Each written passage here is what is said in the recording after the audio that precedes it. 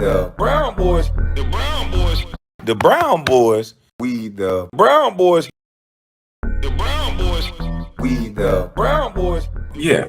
But at the end of the day, this thing with LeBron James and the Philadelphia 76ers, it looked weird to me now. Yeah, we having a sports agent. I've never seen an agent do this. I had I had two really good agents, Mark Barstein and Arn Tellem. Arn Tellem was my first agent. Got rid of him and went with Mark Barstein. But they would never get on TV or get on camera and discuss basketball in this way. So now that I hear this young man talk, VJ Edgecombe, I think is in trouble. All this, don't listen to people in the media, this is that. He laying the groundwork. This is the same thing this gentleman did to Austin Reeves. This guy tried to get Austin Reeves to buy into this and buy into that. After having the run that he had with LeBron out, you're trying to get him to buy into a lesser role after having a breakout season. So they're okay with LeBron holding these other players back in order to get what they want. And it's going to happen because Philly is Clutch Sports all the way. They got like 6 or 7 players on Philly that's Clutch Sports clients. The GM, the coach.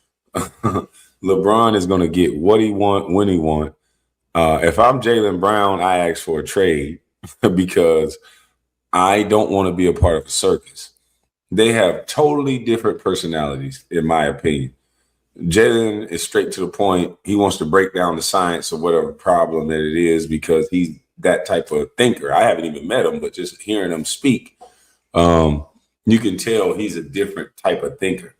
LeBron is more jokey, play around type, gets what he wants because of his influence and power.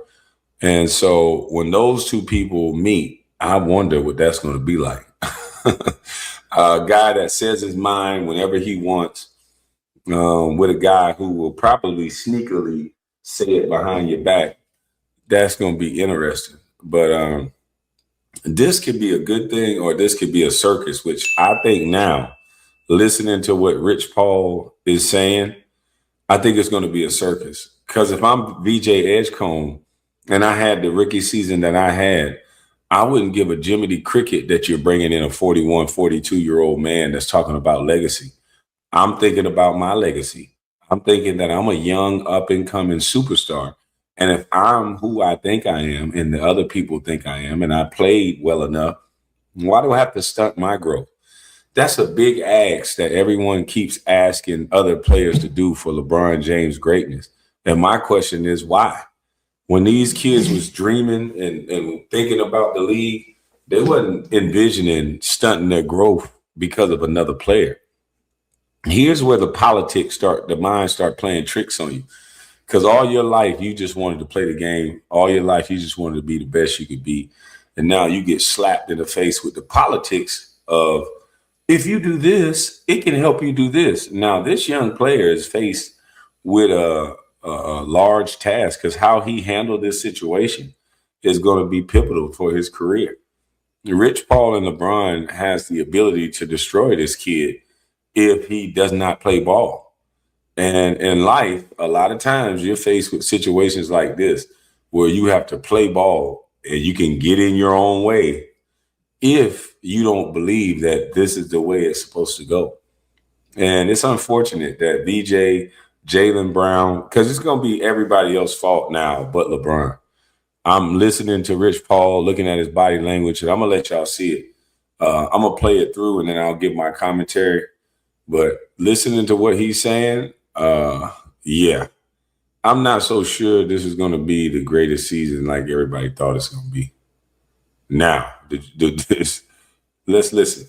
Start now, and it's his team. The second most benefactor is VJ Edgecombe. And the reason why I say that is because if he embraces it the right way and don't listen to anybody on the social media channels in terms you're only averaging 12.5 points this year. That don't matter. Right. Does not matter. Because points don't necessarily equate to a deal all the time. I think people get that. That's so confusing. OG Anunoby got, because he's a winning player, Points don't matter, but they always telling you LeBron got the scoring title. Points don't matter, but they always telling you what LeBron and other players average, but points don't matter. Okay. And it was very clear. His quality of his play when healthy was very clear. Got 200-something million. Yeah, it's value because it's value. Edgecombe, to me, out of everyone on that team, I would. And by the way, I know Maxey is your guy. I might take Edgecombe's future over everyone. Edgecombe, as a rookie, did a couple things. First of all, he's very athletic, and secondly, he can shoot. But what I saw, Rich, when you see an athletic guy who can shoot as a rookie having a good season, I want to know how he plays when the pressure gets ratcheted up. He played well in the playoffs as a rookie. Yeah, as a rookie. But if you watch the games, there's a lot to unpack. My thing with VJ is the reason why I say he's going to benefit is because. Look at y'all didn't catch that, but if you watch the games, there's a lot to unpack. What? What do you mean? He played well. There's not a lot to unpack. Trying to change his game, they're basically going to describe him being a catch and shoot player. Watch. LeBron is going to distribute. He wants take a back seat. Don't try to create. Stand and wait in a pocket like the dunker or the 3-point line and get a shot. And that's what they're teaching. To make great players great, you got to make people fit into a role. And it's sad that a lot of players get done like this, but this is the NBA. This is the politics of the NBA. When you know a player and how good he is, and you see him go to a team with a superstar, this is what happens. It's almost like when Rockefeller was selling oil, right? Well, there's a substance that runs off of that oil that they don't use, which is kerosene. So in your game, you're being able to separate the two. Yes, VJ is ultra talented, athletic, can do it all, etc. But sometimes me being able to do it all can lead to, maybe it's a bad shot attempt. Right. Maybe it's not understanding time of possession. That's a great analogy or metaphor. Great metaphor. So when you think about it, the reason. So LeBron James could do it all. Does he ever lead to a bad shot attempt? Like, this guy is already beating up on the young guys. Oh my goodness. Houston, we have a problem, but unfortunately it's not in Houston. Philly, you have a problem. And the problem is Rich Paul and LeBron James' ego. You guys have a real big problem. You had a young stud that now they're already playing mind games with this dude, and y'all haven't even rolled the basketball out yet.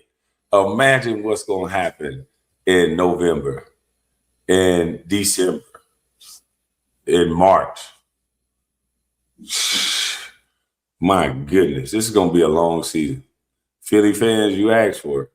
Why I say he's going to benefit, because now he's going to be able to become such an efficient player and understanding, more importantly, I told Tristan this when LeBron came back to Cleveland. I said, Tristan, there's 5 pockets on a pair of jeans. That little one, be right there, because you're going to benefit so much from that. Tristan was averaging like 8 points and 8 rebounds and got $82 million. Right. I totally agree with everything you're saying, by the way, every word. This is a sports agent that compares VJ Edgecombe to Tristan Thompson. Amazing. The game is nothing alike. But the only similarities that he's saying was, we want you out of the fucking way. We want you to spot up. We want the floor open for LeBron. As a big, you go to that dunker spot, you go to that pocket, they can drop it off to you, you can get a dunk. As a guard, they want you in the corners or in the wing or on that hash mark so you can catch and shoot. They're going to turn VJ Edgecombe into a catch and shoot player. VJ Edgecombe, if I was you, I would work on running the floor for dunks and work on catching and shooting the ball. I mean, I would do the Klay Thompson workout, because that's how you're going to have to play this year.